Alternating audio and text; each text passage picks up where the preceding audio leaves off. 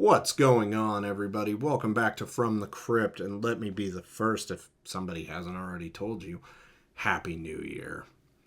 I'm still playing catch up from last year, and I'm still going to do reviews for the movies from last year that I did not quite get to in time for my year-end best horror movies of 2024.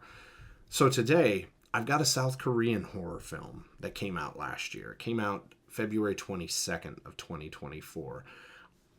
I'm electing not to go with names. First off, there is no way in heck I'm going to be able to pronounce every single name, and I'm going to butcher every single name. So we're going to skip the names portion. But I am talking about Exhuma, and this was on Shudder. Okay, we're talking spoilers as per usual. Super quick plot synopsis.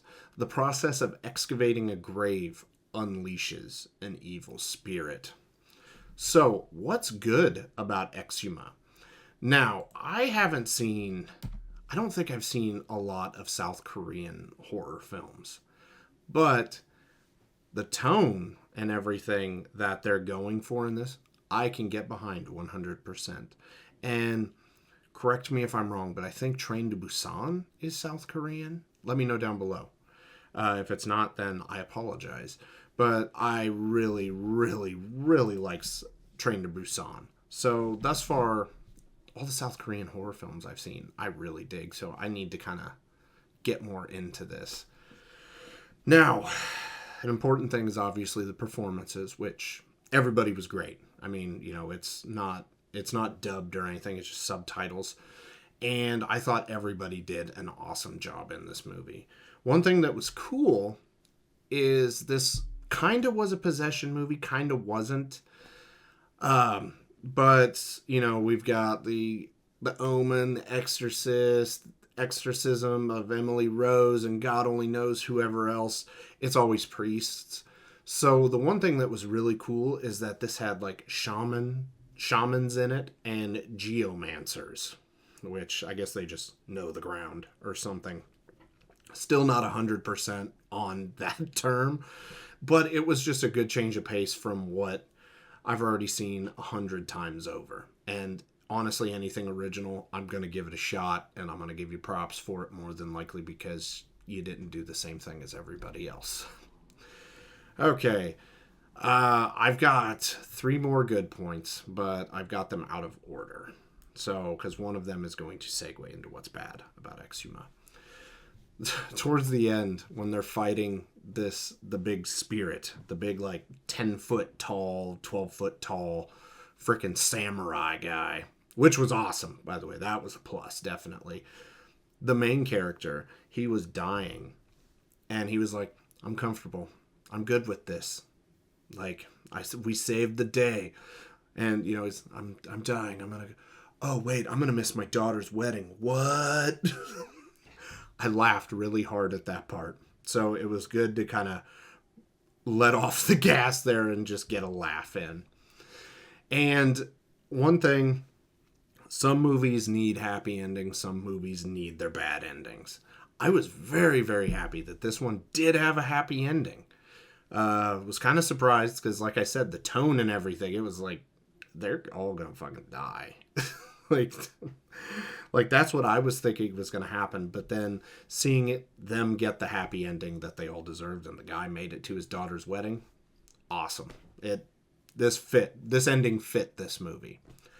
And speaking of this movie is basically 2 movies in one, because it starts off with, this baby's great-grandfather is his spirit is cursed. We've got to dig up his grave. So they're excavating the grave. And then we got to lay his body to rest properly so he can get into a good afterlife, and then he won't be cursing the bloodline moving down.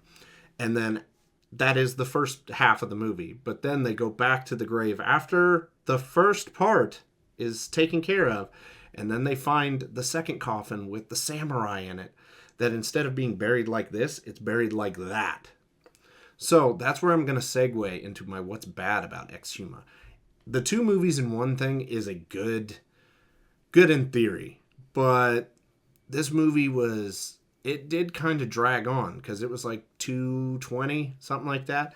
And not to say I don't like long movies, because I mean, Jacob and I just talked about Terrifier 2's runtime being 2 hours and 20 minutes, and I love every minute of it. This movie, however, the long runtime was not working for me.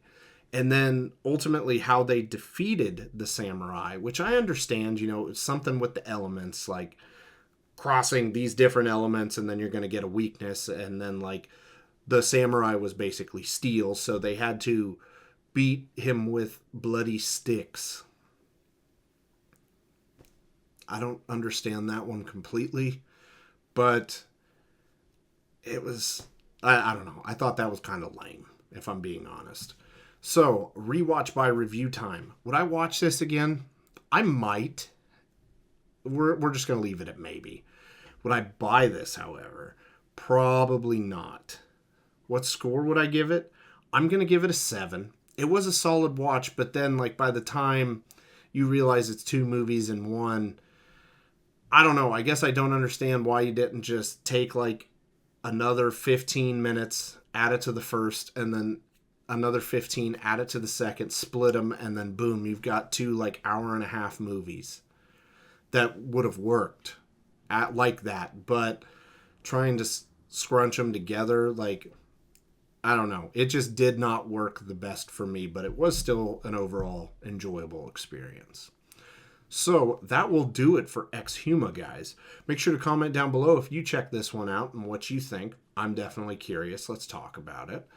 Drop a like on the video if you enjoyed yourself today, and consider subscribing to the channel if you have not already. And yeah, until next time, guys, have a good one.